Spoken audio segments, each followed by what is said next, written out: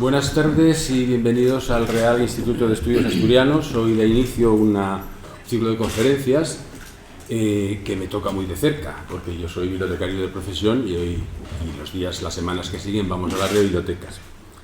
Es un ciclo de conferencias que se titula, como creo que todo el mundo sabe, Acceso a la información, nuevas tecnologías y viejas bibliotecas. Lo coordina Gemma Martínez Rodríguez, que es subdirectora de la Biblioteca de la Universidad, y la conferencia de hoy la da Juan José Riaño Alonso, que fue subdirector de la biblioteca y en estos momentos es jefe de servicio de la Biblioteca de Ciencias Jurídico-Sociales. Tengo que decir que me produce una especial emoción estar aquí porque me jubilé en el año 2020 en la universidad, pero ellos fueron mis dos subdirectores, o los dos subdirectores de la biblioteca conmigo de director, y son personas a las que valoro extraordinariamente en el plano personal, en el plano profesional, que gozan de gran prestigio en sus áreas de saber, de conocimiento, y que además fueron unos maravillosos colaboradores míos, con lo cual estoy absolutamente orondo, no por mí, sino por ellos. Muchas gracias y le doy la palabra a Gemma Martínez, que va a presentar al conferenciante de hoy. Gracias a ti, Ramón, y gracias al RIDEA por ofrecer la posibilidad de hablar algo sobre bibliotecas, de reflexionar un poco sobre la situación de las bibliotecas. Con esto un poco. ¿Se oye? Es que vamos a cambiar la megafonía, lo digo para la tranquilidad de los que suelen frecuentar esta casa, pero todavía será próximamente. O sea, apunta por favor bien al micrófono para que se oiga. Bueno, este mes de junio empezamos bien todas las semanas porque tenemos programada una conferencia cada lunes sobre nuestras bibliotecas, el acceso a la información, los servicios bibliotecarios y las nuevas tecnologías. Nuestras viejas bibliotecas pasan mucho tiempo en el punto de mira de los gestores que, lógicamente, escrutan los presupuestos y los usuarios identifican nuestras instalaciones con servicios caros, a veces obsoletos, e incluso a veces, de una manera peligrosa, los califican como innecesarios, porque todo está en Internet. Estos gestores y algunos usuarios no suelen reconocer que son precisamente las bibliotecas y los bibliotecarios los responsables de muchos de los contenidos de calidad disponibles en la red, porque contenido hay mucho, pero de calidad y fiable no tanto. Desde las bibliotecas peleamos por mantener nuestro espacio, nuestro presupuesto y sobre todo nuestra función. Pueden cambiar las tareas, los usuarios, cómo se ofrecen los servicios, pero no la misión fundamental de las bibliotecas: proteger, conservar y difundir información, intermediar entre la información y los usuarios y servir de puertas de acceso al conocimiento. Sobre todo esto nos va a hablar hoy Juan José Riaño. Es doctor en Filosofía por la Universidad de Oviedo y bibliotecario en esta misma universidad. Ha impartido cursos y conferencias sobre organización y gestión de bibliotecas en diversas instituciones asturianas y españolas. Es autor de diversos trabajos relacionados con la biblioteconomía, la bibliografía asturiana y la filosofía griega. Entre ellos el libro Poetas, filósofos, gramáticos y bibliotecarios, origen y naturaleza de la antigua biblioteca de Alejandría. Pertenece al equipo editorial de la Revista Asturiana de Filosofía e Icasia y siempre aporta una mirada profunda y analítica de nuestra profesión. Gracias. Pues nada, muchas gracias por esta breve y magnífica presentación y cedemos la palabra al conferenciante. Yo bajo para ver... Sí, esto me pongo yo y se lo subo. Paso, sí.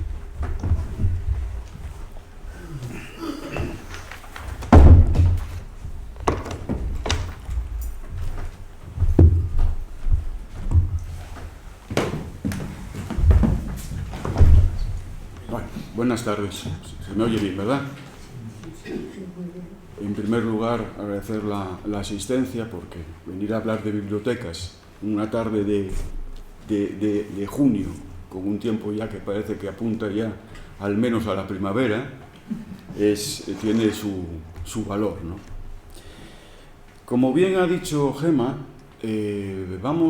voy a intentar tratar y dilucidar un poco qué significa esta especie de sonsonete que abunda en nuestros tiempos, que no tiene más que es la desaparición de la biblioteca, el desmantelamiento, la falta de necesidad que tiene ya la biblioteca, en tanto que ya no es algo útil o algo imprescindible, está todo en Internet, nos cuenta. realmente puede ser así, pero si analizamos mínimamente esta afirmación, las bibliotecas no son necesarias porque van a estar sustituidas por algo tecnológico, como puede ser Internet, y no voy a decir nada hoy de inteligencia artificial, que complicaría mucho más todavía el problema. Hay que dilucidarlo de alguna manera filosófica, ¿no? Para no tener que decir una serie de obviedades. La idea de que las bibliotecas dejan de ser necesarias a partir del avance de la tecnología, pues ya lleva unos cuantos años con nosotros. De hecho, en el año 2013, dos investigadores españoles de la Universidad de Granada publicaron un trabajo en el que se hacían eco de este mismo sentir. Lo hicieron en una de las revistas principales de ciencias del mundo, que es Science. Y, como podrán ver, creo, en la diapositiva, venían a decir, o venían a constatar, porque ellos no afirman que esto sea así, sino solo lo constatan, que la biblioteca no es necesaria, ya que tenemos Internet. La biblioteca, según esta creencia más o menos popular, vendría a ser una reminiscencia de un mundo pasado que ya desaparece fulminada por la tecnología. Bien, el hecho de que las bibliotecas desaparezcan no es nada nuevo. Desde al menos, y podríamos quizás retrotraernos todavía a tiempos anteriores, pero al menos desde el año 48 a.C., cuando las tropas de Julio César toman Alejandría, ya se produce una primera destrucción de la antigua biblioteca de esta ciudad. Es decir, ha habido históricamente muchas destrucciones de bibliotecas. Pero no es solo que haya habido destrucciones físicas, es que incluso la propia literatura, la propia tradición literaria, recoge la necesidad de destruir las bibliotecas. En el año 1748, uno de los cúlmenes del pensamiento ilustrado europeo, como es David Hume, declara al final de la investigación sobre el conocimiento humano lo siguiente: si procediéramos a revisar las bibliotecas convencidos de estos principios, los que contó en el libro, ¿qué estragos no haríamos?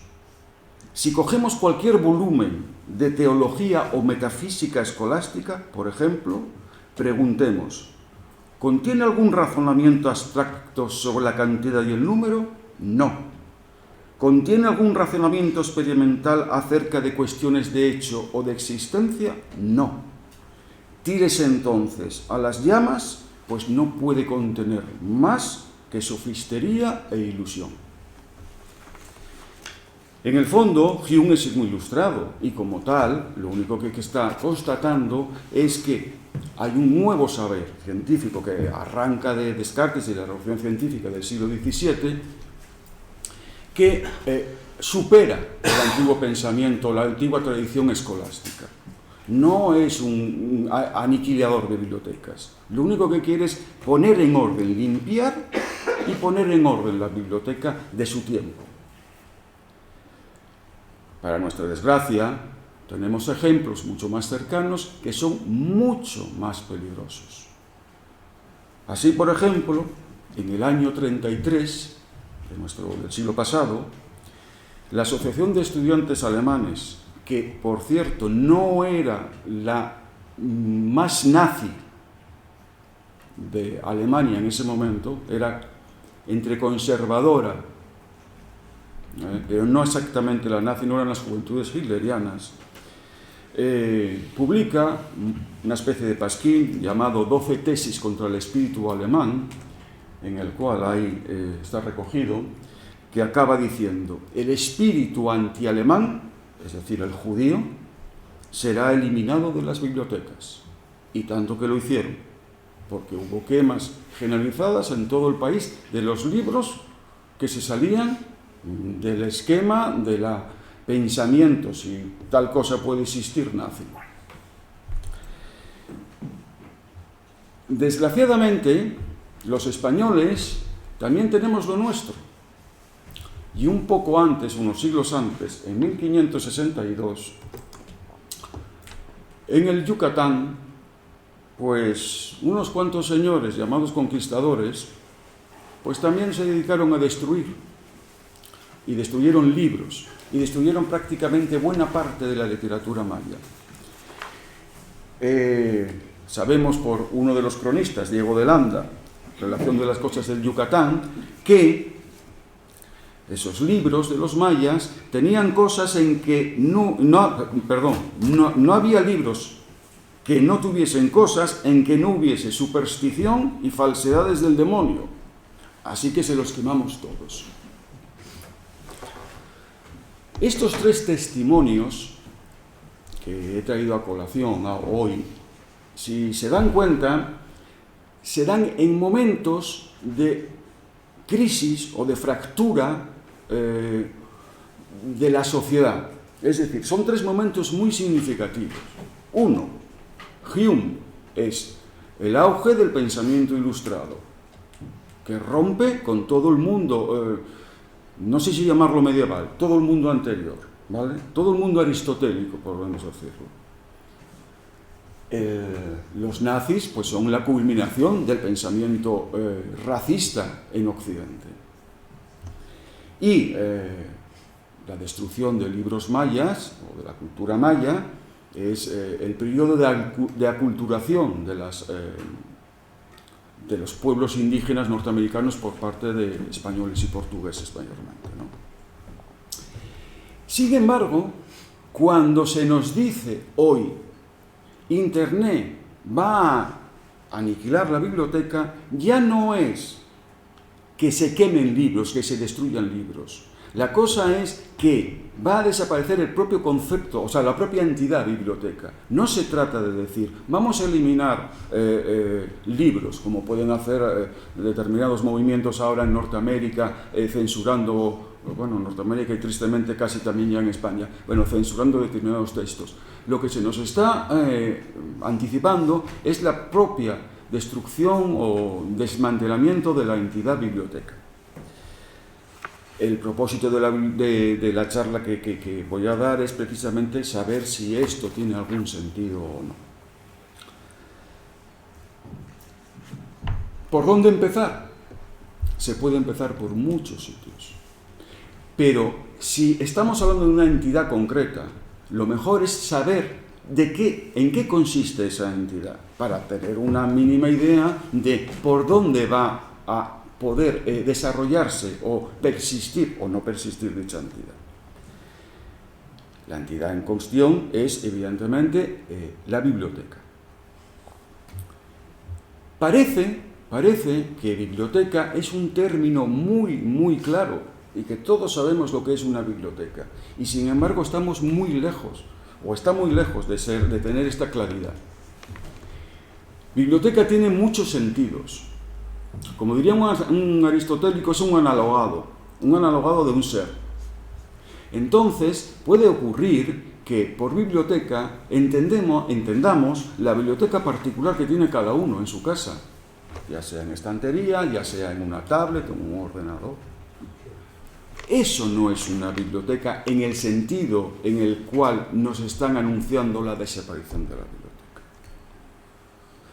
Tampoco una biblioteca es un edificio, un ente concreto. La biblioteca X, esta es la biblioteca X. Esto nos lleva a expresiones, lo que en lógica se llama expresiones dícticas que no llevan a ninguna solución, a ninguna definición. Es decir, no puede ser un particular.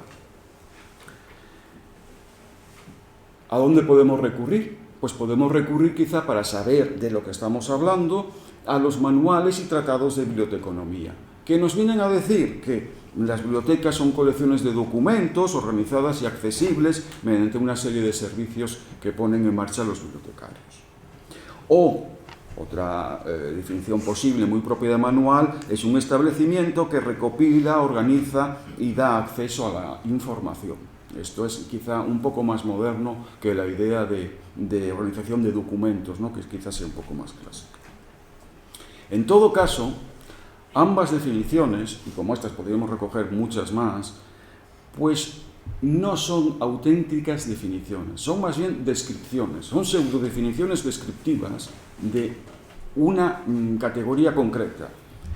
Si para ser una definición concreta tendríamos que haber aclarado los términos que se están utilizando, es decir, que es una colección, se entiende que es una colección de libros, ¿verdad?, o de revistas, de publicaciones, pero ¿qué es? ¿Y qué es un documento o una publicación? ¿Cuándo una publicación es publicación o documento? Si yo escribo ahora un poema y lo guardo en el bolsillo, pero lo dejo en la biblioteca, ¿es un documento o una publicación?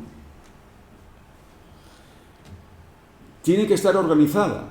Esa colección o esa biblioteca tiene que estar organizada y ser accesible. ¿Pero qué significa organizarla? ¿Y qué significa ser accesible? Cuando se habla de servicios, ¿de qué servicios nos estamos refiriendo? Si cogemos la definición de información, entonces el problema es terrorífico, porque ni siquiera hay un acuerdo sobre qué es la información. ¿Qué es la información? Podemos pensar que son los datos sueltos que hay en Internet o en cualquier sitio, pero podemos ser aristotélicos y pensar que es el compuesto hilemórfico, que da forma. ¿En qué información estamos quedándonos? ¿Y para qué la queremos? ¿Y para qué la vamos a usar?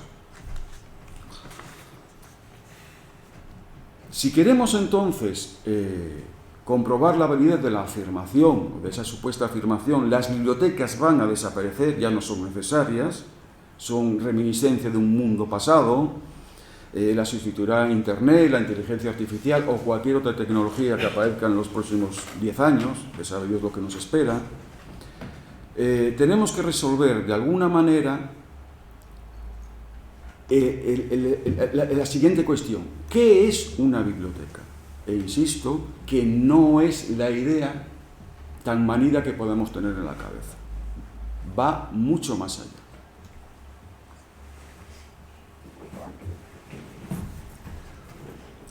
La hipótesis que yo voy a utilizar es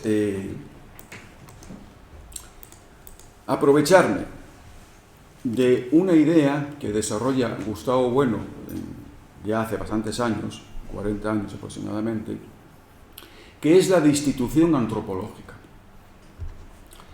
Intentaré demostrar que una biblioteca es el paradigma de lo que Gustavo Bueno en su momento definió como institución antropológica. Bien, es sabida la dificultad, la complejidad, lo enrevesado que es el materialismo filosófico, la doctrina de Gustavo Bueno, que es prácticamente ininteligible muchas veces. Con lo cual, tengo que avisaros que voy a hacer un resumen tan básico, que casi da vergüenza. Si aquí hubiese algún materialista filosófico, pues posiblemente se me echase encima diciendo: ¿cómo has hecho esta simplificación tan burda o tan vasta? Pero no hay manera tampoco para una charla desarrollarla con más potencia, y se corre el riesgo realmente, o estoy corriendo riesgo de que parezca que Gustavo Bueno cuenta un cuento, ¿no? Y sin embargo tiene una potencia teórica, la teoría de las instituciones, que es muy interesante y muy fuerte, vamos. Bien, pues entonces, y aquí ven la primera institución, porque una institución no es una institución. Una institución es un conjunto artificial de materiales propio de los hombres y exterior a ellos. Es decir, son las entidades resultantes de la acción humana sobre aquello que nos rodea. Desde poner nombres a las cosas, y esto es muy importante como veremos, hasta construir nuevas realidades siguiendo algún patrón. Siempre siguiendo algún patrón, porque si no es un caos. El trabajo en cadena, inventado por Henry Ford, el de los coches, es uno de los mejores ejemplos de institución, porque es algo que crea el hombre exterior a él y que se manipula hay manipulaciones.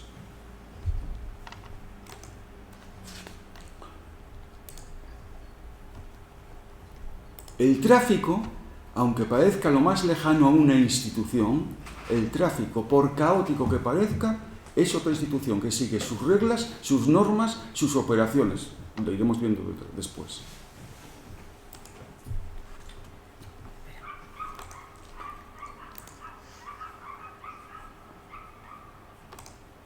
Y el francotirador que está, por ejemplo, hoy mismo en Ucrania o en Gaza, es otra institución, en tanto en que hace algo y además lo hace racionalmente. Si llegamos a ver la escena final, o sea, la escena completa de la película Enemigo a las puertas, verán cómo ejerce una racionalidad total, buscando y operando con un fusil hasta matar a su contrincante. Está operando racionalmente, no opera al azar. Es decir, el francotirador es otra institución.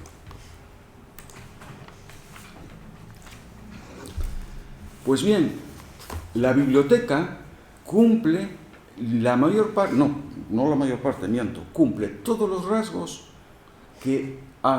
con los que califica el materialismo filosófico a la institución.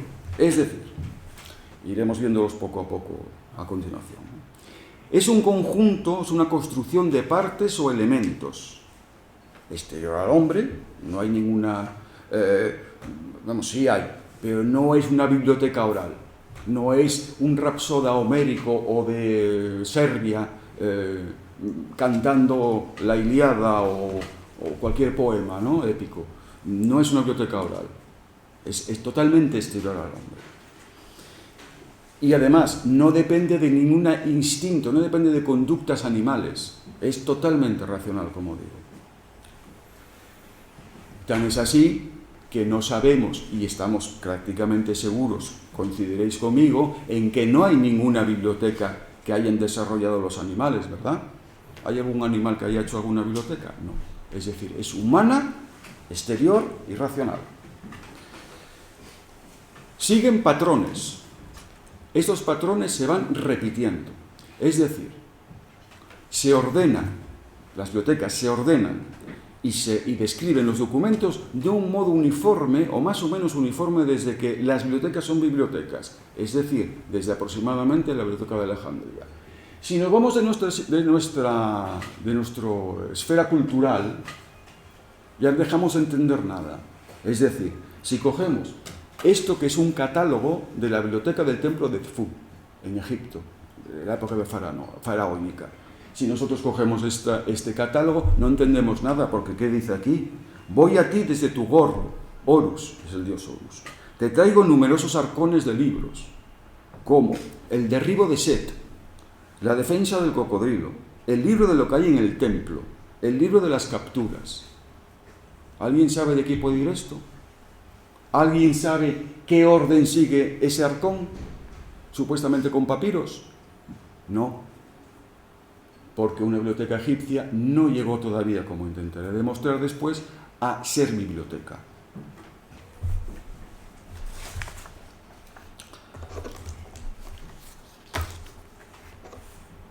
Bueno, entonces, ¿cómo son los rasgos de las instituciones en el materialismo filosófico y, sobre todo, ver cómo se cumplen en la biblioteca? Es lo que voy a contar ahora. Como dije antes, una institución no es ninguna entidad simple. Vamos a suponer, es muy fácil de entender con la institución antropológica más tradicional, la familia. Es universal. Se da en todos los pueblos las familias, pero no hay familias de un único elemento. Para haber familia tiene que haber al menos dos sujetos. Lo mismo ocurre con cualquier otra institución. Tiene que tener partes o elementos o piezas o componentes y diferenciadas. Si Si vemos un templo griego, o los restos de un templo griego, sí, para atrás, hay partes, hay la columna, la basa, el arquitrabe, el orden dórico, vamos, la parte de arriba que es el orden dórico, etc. Hay conjuntos, elementos distintos que forman un todo. ¿Ah? Si solo fuesen columnas, pues sería una hilera de columnas, pero no un templo griego. Pues, ¿qué ocurre en la biblioteca? Lo mismo. En la biblioteca hay publicaciones, hay lectores, hay bibliotecarios, hay catálogos, ya sea en un ordenador o antiguamente aquellos ficheros, catálogos de fichas, hay estanterías, hay mesas de lectura, hay medios de señalización, los tejuelos, o sea, donde lo que se pega en el lomo del libro, o las cartelas para indicar dónde estás, en qué parte de la biblioteca estás, etc. Es decir, la biblioteca está también compuesta por elementos, ya sean sujetos, individuos, u objetos inanimados, ¿no? Fabricados por el hombre. Hay inmensidad de partes en una biblioteca. Es imposible contarlas ahora todos en este espacio de tiempo. Voy a referirme a dos nada más, a dos de los más importantes quizá. Los elementos formales y los elementos esenciales. Un elemento formal es el que es inseparable de la propia institución. Es decir, un catálogo de una biblioteca, el instrumento que describe lo que hay en esa biblioteca, es inseparable de la biblioteca. Un catálogo sin biblioteca no tendría ningún sentido. Ni siquiera en la imaginación de Borges. No sé si. Ni siquiera en la imaginación de Borges. Veíamos en la diapositiva anterior lo que sería un pantallazo de un catálogo, en este caso de la biblioteca de la universidad. Puede ser accesorio que una biblioteca tenga mesas de lectura o estanterías. Ejemplo, una biblioteca digital no las necesita, pero sí es necesario que haya algún otro elemento que sea esencial, que es esencial, sin el cual algo no es biblioteca. Las publicaciones. Una biblioteca sin publicaciones es un absurdo, es un sinsentido.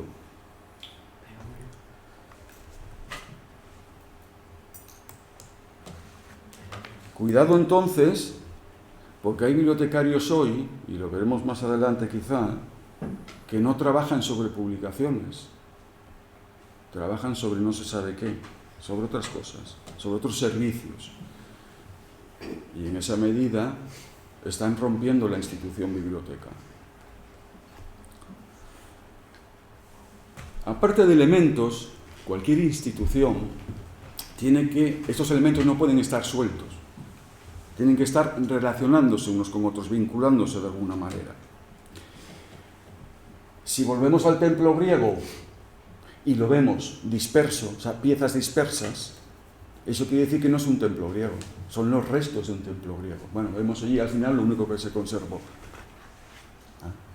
Quiere decir que esos elementos tienen que estar relacionándose y vinculándose de algún modo. En el caso del templo griego, evidentemente las columnas tienen que estar en vertical, sujetando un arquitrabe, con una base que impida el derrumbe por el suelo, etcétera, etcétera, ¿no? Estas relaciones, si os ponéis a pensar en el templo griego, es lo que da unidad al conjunto. El templo griego, o cualquier otra institución, pero vamos a fijarnos en el templo griego, es en la medida en que todos esos elementos, columnas, basas, arquitrabes, etc., se relacionan y se relacionan de un modo racional, es cuando un conjunto de materiales llega a ser un templo.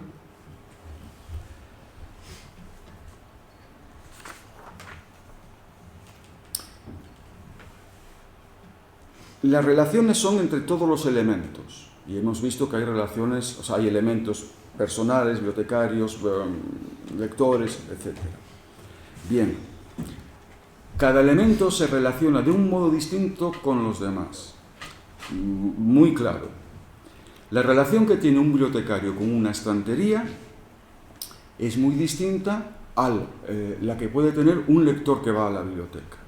Para un bibliotecario, la estantería no deja de ser un elemento de trabajo, un elemento con el cual él tiene que trabajar, hacer algo, colocar unos libros, buscarlos, lo que fuese. Sin embargo, para un lector tiene una naturaleza mucho más distinta. En principio es el esquema, la base de la sustentación de donde están las cosas, las publicaciones que él necesita buscar. Con lo cual, las relaciones que se establecen son muy variables. Son tan variables que, por ejemplo, Humberto Eco. Por ejemplo, es ya típico decirnos a los bibliotecarios, pero esas asignaturas que ponéis ahí, que no se entiende nada. Bueno, pues efectivamente no se entiende nada. Es que no lo entiende ni el propio bibliotecario. Con lo cual, pues un señor, una señora, un chico, una chica que va a una biblioteca y dice, tienes que buscar y todo eso. Y se hizo eco, en su momento, Humberto Eco, de este asunto. Entonces, cuidado tenemos que tener los bibliotecarios, no ver la institución solo desde la forma en la que nos relacionamos nosotros con ella, porque entonces mala biblioteca va a ser.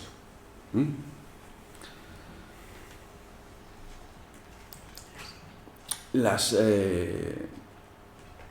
partes, para relacionarse, además de ser heterogéneas, como vimos en el caso del templo griego, por un lado la columna, por otro lado el arquitrabe, etcétera, etcétera, de todos modos tienen que tener alguna similitud.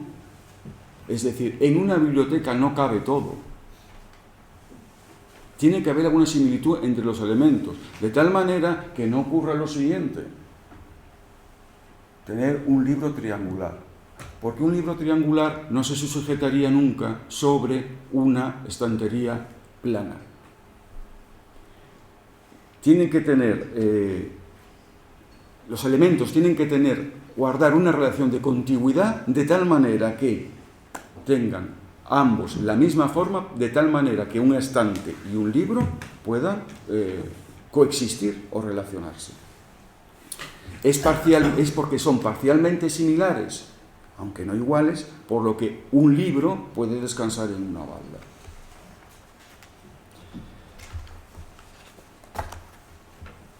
Otra relación entre las partes de una institución es la de finalidad.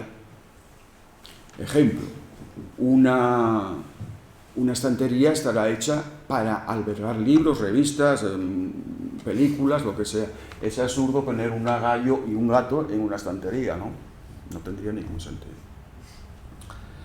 Hay también una relación de causalidad, por ejemplo, que es la del bibliotecario con respecto al catálogo, esa relación de lista de libros o del contenido de una biblioteca. Bueno, es el bibliotecario que se encarga de crearla, por lo tanto, es la causa de esa relación.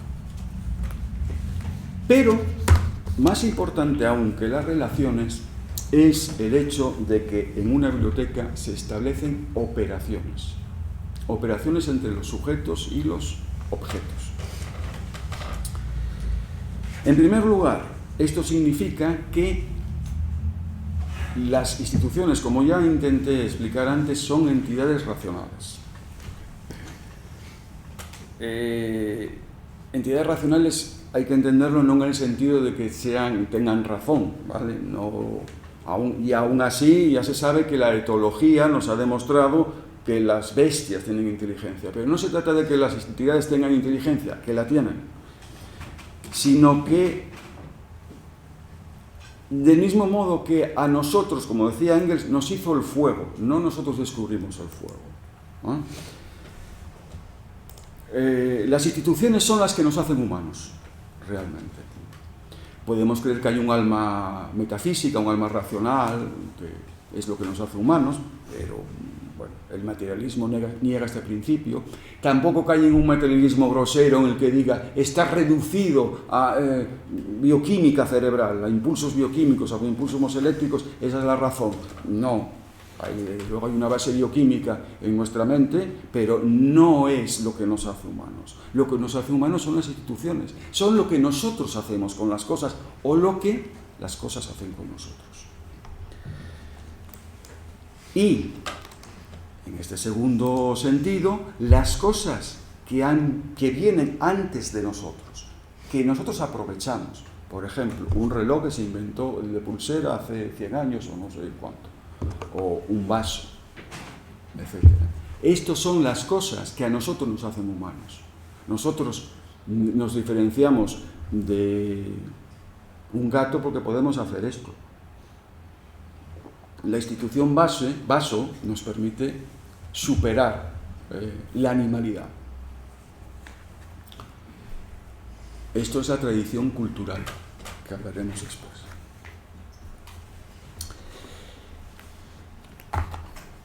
Hay muchas operaciones dentro de la biblioteca.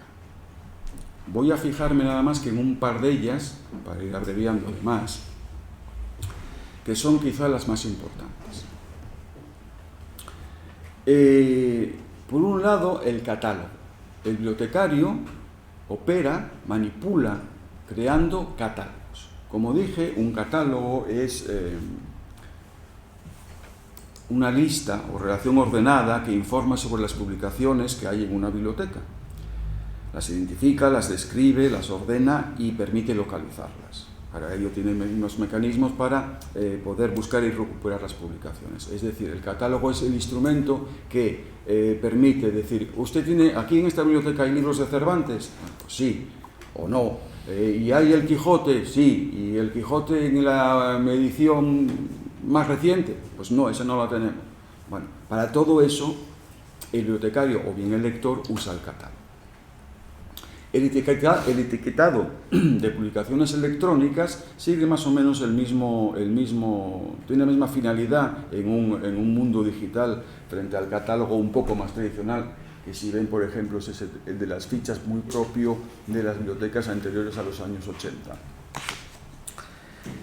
Pues bien, le estamos diciendo que las instituciones son racionales. ¿Y es el catálogo racional en algún sentido? Pues sí, porque el catálogo tiene su propia racionalidad mecánica. Es decir, tiene una disposición lógica y ordenada de las descripciones de las publicaciones. En un catálogo hay un orden alfabético, que es el que permite recuperar cosas, recuperar descripciones de libros. En ese sentido es racional. No es una disposición al tuntún, es absolutamente racional. Puede ser numérica también en algunos casos, como clasificaciones decimales, etc. Pero básicamente es alfabética. Nosotros estamos tan acostumbrados a los órdenes al orden alfabético y al alfabeto, que no nos damos cuenta que, por ejemplo, a los griegos les costó 600 años llegar a la idea de un orden alfabético. De hecho, no se llega a él hasta Calímaco en la Biblioteca de Alejandría. Tarda 600 años unas mentes como las de Platón, Sócrates, Esquilo, Sófocles, Pericles, etcétera, etcétera, etcétera, en llegar a la idea de un orden alfabético. Es tan importante, es uno de los inventos más importantes de la humanidad. Estamos tan acostumbrados que no le damos importancia, pero lo tiene. Pero, además de la racionalidad instrumental del propio catálogo, en las operaciones que hace el bibliotecario hay una racionalidad conductual. Es decir, que para catalogar, para confeccionar ese catálogo, el bibliotecario, o la bibliotecaria, digo bibliotecario, entiéndase en general, tiene que realizar una serie de manipulaciones. Lo primero, establecer la identidad de cada publicación y describirla. Es decir, este libro que tenemos aquí, ¿qué libro es? ¿De quién es? ¿Cómo se titula? ¿Cuándo fue editado? Etcétera. Para ello, se aíslan y se escogen determinados elementos, el autor, el título, el editor, el lugar de edición, etc. De un modo similar, también hay que aislar las partes, por así decirlo, no materiales sino formales, es decir, de lo que trata ese libro. Para ello hay que despiezarlo en partes también. Hay que ver el título, el subtítulo, los índices, del primer y último párrafo, y así llegar a ver, este libro trata de este asunto o tiene esta materia. Bueno, esto es lo que el materialismo filosófico denomina composición y descomposición de partes, de la que surgen nuevas partes en la biblioteca, pero no voy a pararme en ello porque nos llevaría, serían por ejemplo las fichas o los registros de ordenador. Hay otro segundo momento que es de contraposición. Hay que contraponer las partes, es decir, hay que confeccionar un índice donde permanezcan juntos los libros de Cervantes separados de los de Lope de Vega, o de los de Unamuno, o de los de Descartes, de quien sea. Hay que confeccionar unos índices con unos de autores, de títulos, etc. Distinguimos así unos libros de un autor de otro o de una materia de otra. Distinguimos los libros de física de los tratados de lógica, por ejemplo. Este es el momento de contraposición. Hay un tercer momento donde, como Gustavo Bueno en el fondo era hegeliano, avant la lettre, donde se sintetiza todo.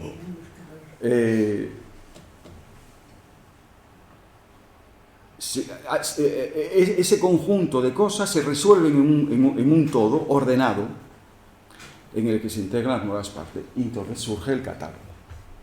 El catálogo como herramienta completa que uno puede consultar para saber si hay libros de tal cosa o de tal autor o lo que sea.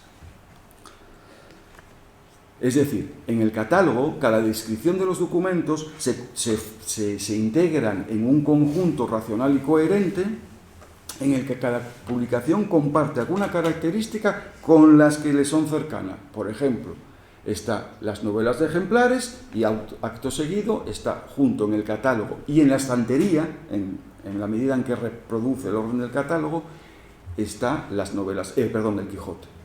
Y al lado de Cervantes, o un poco más allá estará Góngora, Quevedo, Lope de Vega, etc. Esto es, la introducción de esta racionalidad instrumental y conductual es lo que nos permite, más adelante, no sé dónde, lo que nos permite distinguir una biblioteca de una serie desordenada de libros, un almacén, un depósito de libros. Hay un orden y una disposición. Hay, por lo tanto, una racionalidad. El lector también utiliza el catálogo, pero las operaciones que hacen van mucho más allá. Tienen una importancia mucho más notable que las operaciones que puede hacer un bibliotecario. Evidentemente, manipula los libros, los abre, los hojea, los cierra, los coloca. Siempre hay manipulaciones físicas. Pero las operaciones del lector son sobre algo mucho más importante que el objeto, no son objetuales. Tratan de los textos o los discursos. Esto es lo más importante.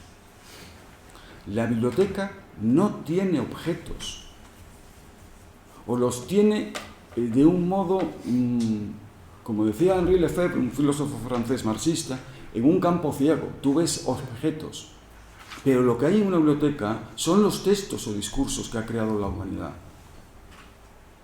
Es toda nuestra tradición cultural. Y el lector, cuando lees esa tradición, lees los textos. Evidentemente, leer despliega una racionalidad. Hay que entender el mensaje de algo escrito, en el lenguaje que esté, en la lengua que esté. Pero lo más importante de esto es que, una vez que lees, tú tienes que o aceptar o rechazar el discurso que te están contando. Es un poco más atrás también. Ana Karenina. Es decir, si nos ponemos a leer, por ejemplo, esa maravillosa novela que es Ana Karenina, hombre, más o menos todo el mundo coincidirá en que le caerá mejor Ana, ¿no? Con esa búsqueda incansable de la libertad y una vida feliz. Pero bueno, puede haber gente que simpatice más con un pensamiento o con una actitud mucho más tradicional, como puede ser la que tiene su marido, Alexei, creo que es, o Alejandro, o incluso, bueno, pues con el amante de Ana Karenina, que si te van canallas, pues mira, oye, a lo mejor pues prefieres...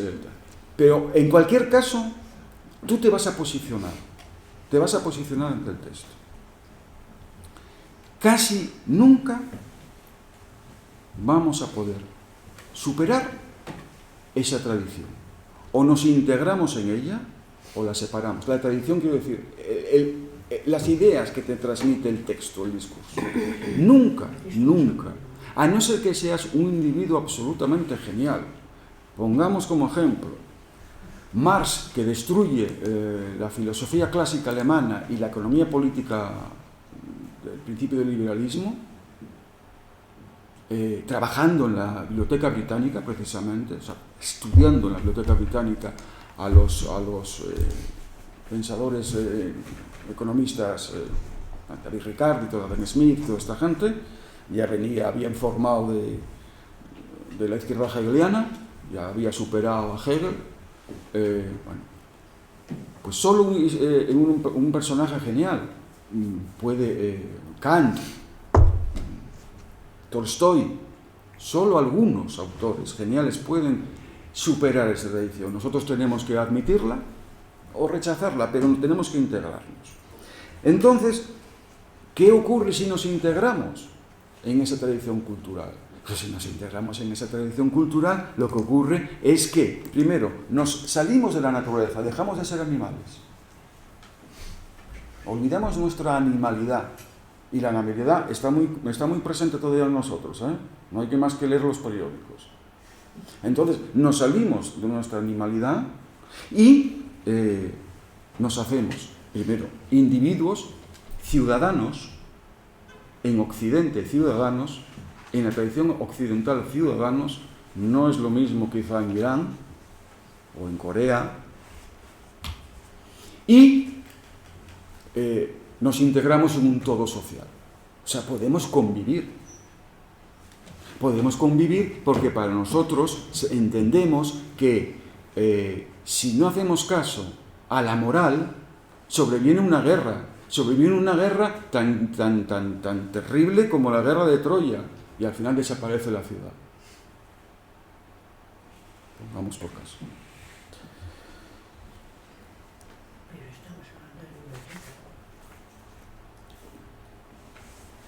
Bien, entonces, ¿cómo y por qué está la tradición en la biblioteca?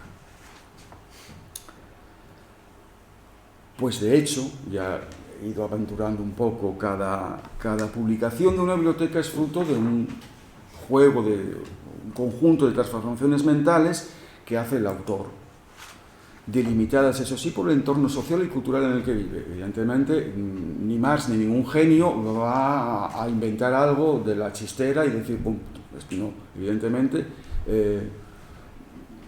San Agustín no existiría si no hubiese existido Platón, etcétera, etcétera, etcétera, ¿no? El lector, cuando lee, recoge todo este pozo, todas las argumentaciones y contraargumentaciones que tiene un texto y las remodelaciones. Está en realidad hablando con todos los sujetos anteriores a nosotros. La biblioteca, insisto, no es un conjunto de objetos, es un conjunto de materiales textuales, de discursos. Cada libro da origen a nuevos libros, aunque haya por el medio manipulaciones, hay una creación y no es metafísica, porque realmente, cuidado, no es una creación metafísica ningún libro, es basándonos en lo anterior. Tan es así que Marx, es lo que, como me comentaba hace un momento, hizo, y hay un texto un poco largo de Foucault que no voy a leer, está referido a un texto, a su vez, de Flaubert, La tentación de San Antonio, y Foucault dice, va cogiendo exponiendo de dónde cogió Flaubert cada una de las ideas que pone en ese texto. Acaba Flaubert diciendo, acaba Foucault diciendo: es menos un libro nuevo, La tentación de San Antonio, a colocar al lado de los otros, que una obra que se despliega en el espacio de los libros ya existentes. Los recubre, los oculta, los manifiesta, en un solo movimiento los hace relumbrar y desaparecer. Se comprende que la tentación pueda ser el libro de los libros. Ella organiza en un volumen una serie de elementos del lenguaje que han sido constituidos a partir de los libros ya escritos y que por su carácter rigurosamente documental son repetición de lo ya dicho. La biblioteca es abierta, inventariada, podada, repetida y combinada en un espacio nuevo. Bien, pues esto es lo que ocurre cuando uno va a una biblioteca.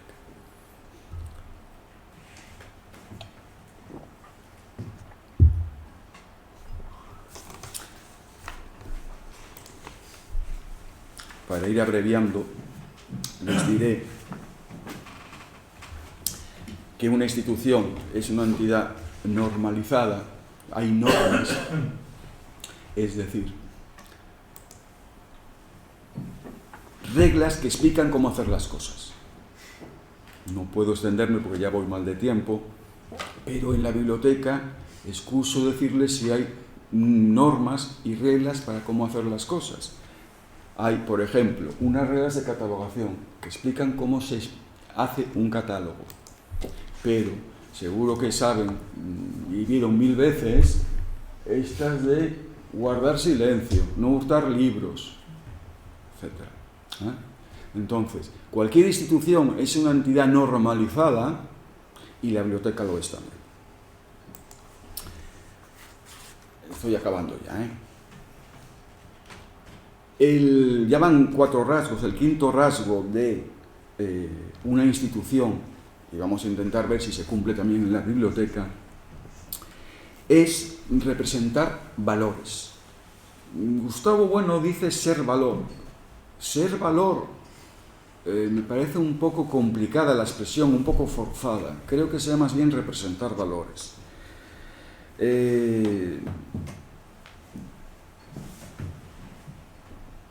En primera instancia, Gustavo Bueno dice, una biblioteca tiene valor, o representa un valor, o es un valor, insisto que creo que sea más bien representar, cuando se ha conformado definitivamente. O sea, es el punto final de la conformación de la institución como tal.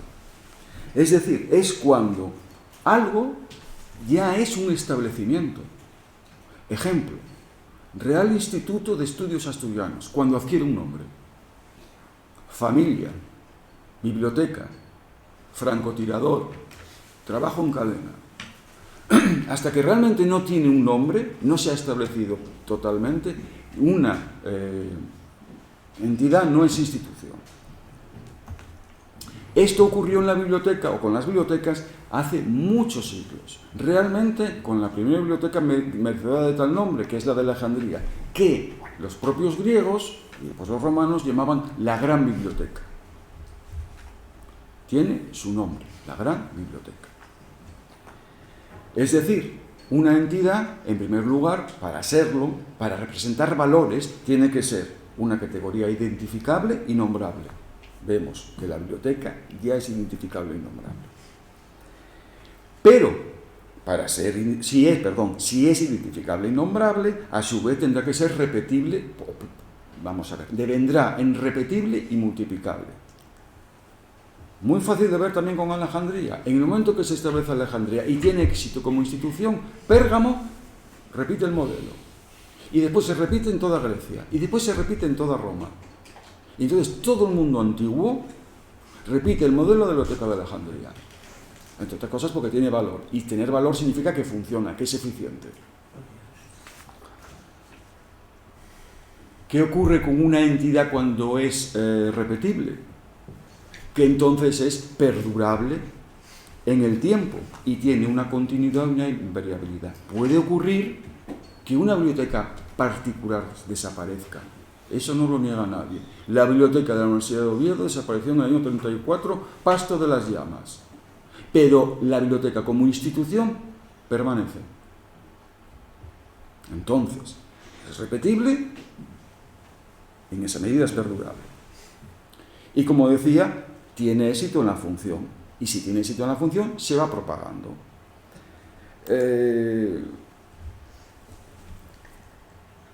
¿Y por qué se propaga?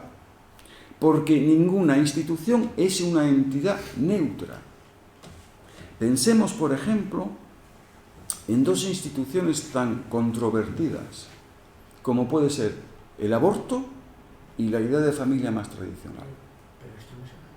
Entonces,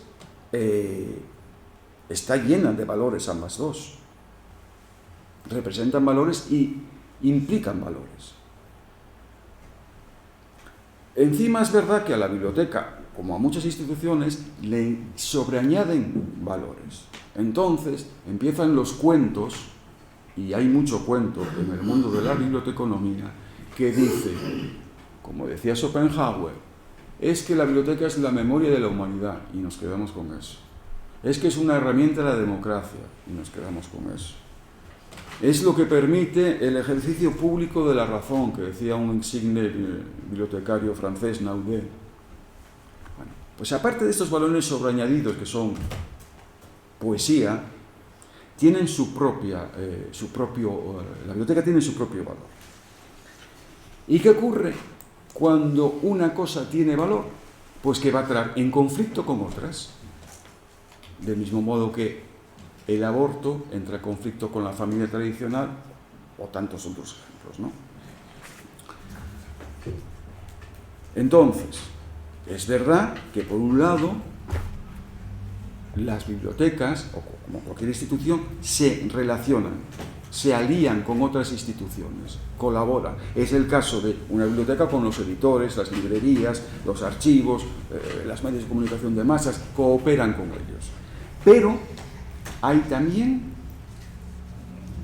otras instituciones con las que estás totalmente encontrado. Ejemplo, cualquier representante del mundo oral. Los aedos griegos. La biblioteca nace, gracias a Platón, en contra de la poesía y el teatro griegos. No digamos ya determinada prensa como la amarilla o en nuestros días los creadores de fake news. Las redes sociales estas, contando historias que no son. Terraplanismos, por ejemplo. Negaciones de cambio climático, etcétera, etcétera, etcétera. Dice entonces Gustavo Bueno que no hay conflictos culturales. Hay conflictos entre instituciones y uno de ellos es el conflicto que hay entre Internet y la biblioteca. Ejemplo de conflicto cultural que no es tal. La destrucción de la biblioteca de Alejandría, la destrucción. El final, tuvo sucesivas destrucciones, la última, la que realizó el califa Omar en el 640 cuando toma Alejandría y quema lo que quedaba de la biblioteca, que debía ser realmente ya poco. No es, cuidado, puede parecer que es un conflicto entre el mundo clásico grecolatino y el mundo musulmán, y no, es un conflicto entre las instituciones de enseñanza del mundo grecolatino, del cual la Biblioteca de Alejandría era el exponente máximo, y la escuela coránica que está empezando a nacer, que dice, nosotros nos interesa el Corán y la Sharia. Entonces es un conflicto entre instituciones concretas. Otro caso, en el famoso libro y película de Umberto Eco, cuando hacia el final del texto hay una polémica un poco agria entre Jorge de Burgos y Guillermo de Baskerville a cuenta de la parte perdida, inexistente, de la poética de Aristóteles, no es tal eso, no es un conflicto entre la escolástica, por así decirlo, más rancia, medieval y los ocamistas. No, es un conflicto entre un esquema de monasterio medieval de enseñanza y las universidades que están naciendo en ese momento. Entonces no hay conflictos culturales de esa manera. Por tanto, la oposición entre biblioteca y tecnología no es un conflicto tampoco entre lo analógico y lo digital, entre pasado y futuro. Lo es entre una institución que es un todo organizado y reposado, que funciona como sustrato cultural común, y los agregados caóticos que están en Internet, donde prima el dato, muchas veces infundado, prima el dato sobre el saber auténtico, y como dice este filósofo coreano de moda, Byung-Chul Han, prima lo instantáneo sobre la contemplación. La biblioteca es un instrumento básicamente platónico. Y no sé si recuerdan que Platón ponía varios niveles de conocimiento. El último, el más perfecto, que está casi negado a todos, es la contemplación de la idea. La biblioteca es lo que nos permite la contemplación de la idea.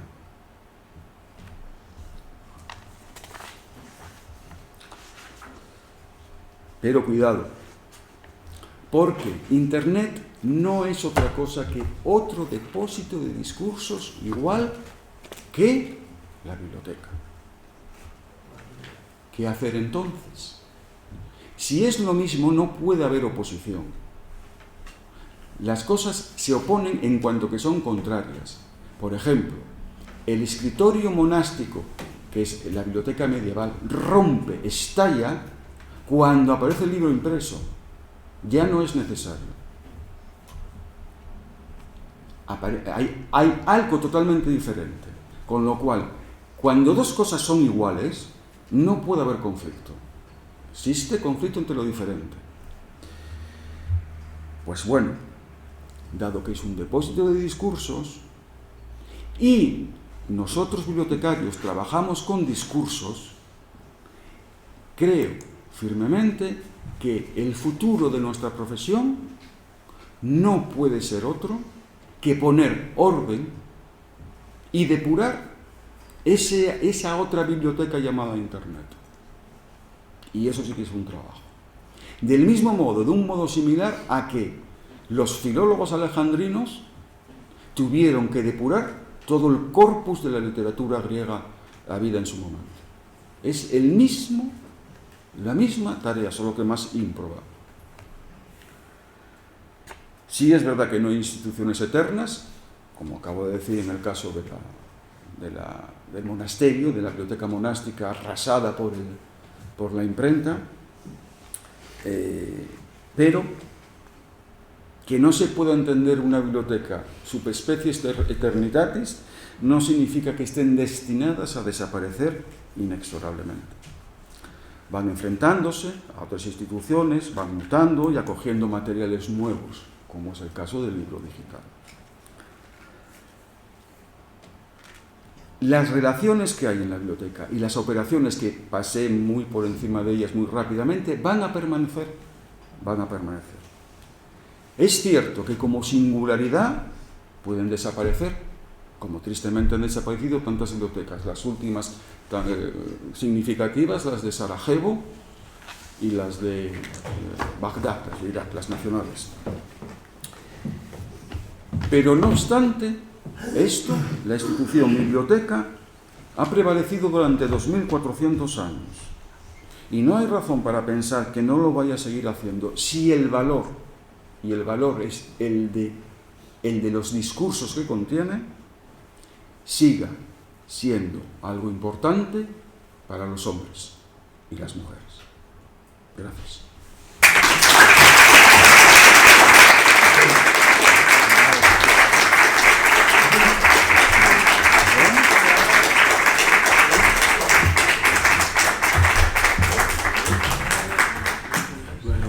Muchas gracias. Una conferencia magnífica, preparada, llena de sugerencias, un poco difícil de seguir. Un poco difícil de seguir a ratos, pero no, en general se entendía bien.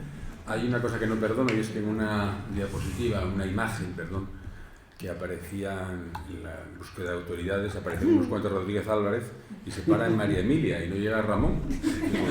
Podría llegar Ramón. Pues creía que había, porque fue a propósito. Sí, pues no, pues muy mal, porque no, se quedó en María Emilia, o sea que mal. Pero bueno, por lo demás bien.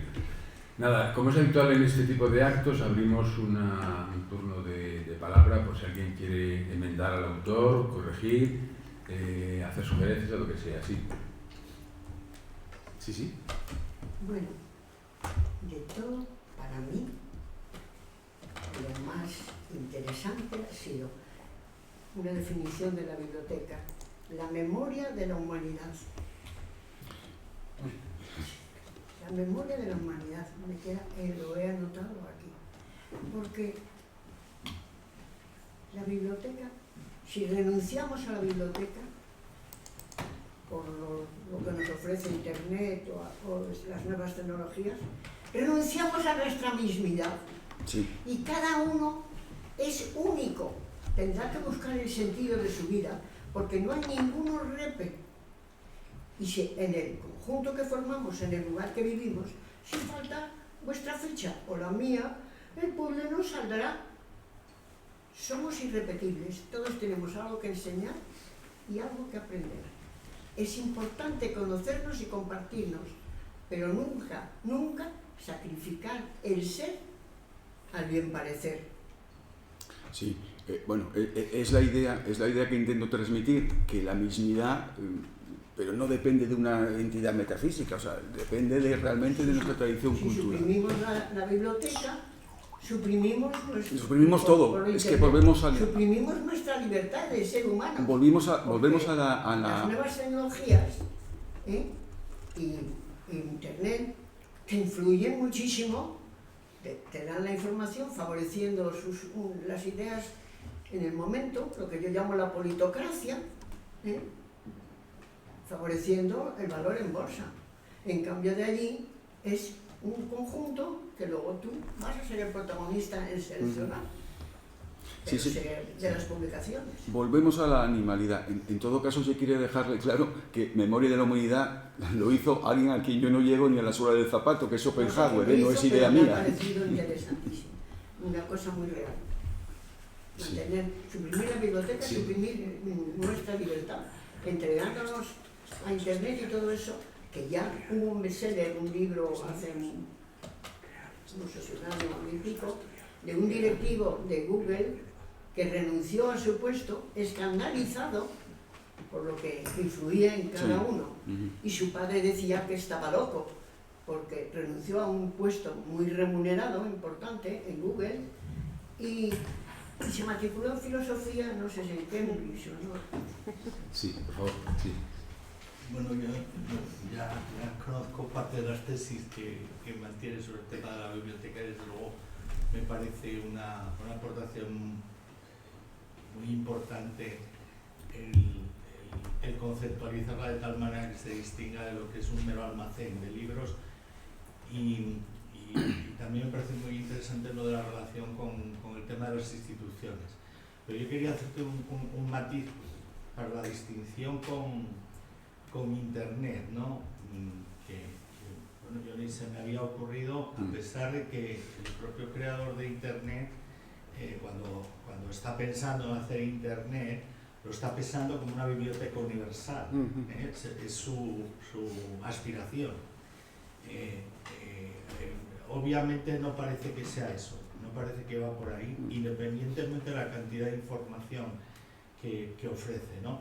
Y no podría ser, siguiendo con la idea de institución, que la biblioteca se constituye como una institución pública frente a las instituciones privadas, que por ejemplo podrían ser esas que abominabas del principio de las colecciones de libros que tenemos los particulares, porque hay particulares que tienen grandes colecciones de libros, incluso bien organizadas, ¿no? Que también es un elemento esencial de las bibliotecas, ¿no? Entonces quizá el problema no esté ahí y por tanto por donde va Internet es por una privatización que se cobra de todo. Miles de libros que son de dominio público no se puede acceder a ellos, no tanto porque no sean de dominio público, sino porque los gestores no dejan acceder a ellos o ponen filtros o los dificultan, ¿no? Y no podría ser... Sí, yo creo que son, Román, yo creo que son dos cosas distintas. A ver, por un lado, claro, tengo que resumir en una hora la teoría de las instituciones de bueno, pues imagínate, o sea, porque si tenemos que, por ejemplo, hablar de los tipos de instituciones que él plantea, pues estaríamos aquí hasta las 3 de la mañana, ¿no? Claro, eso por un lado.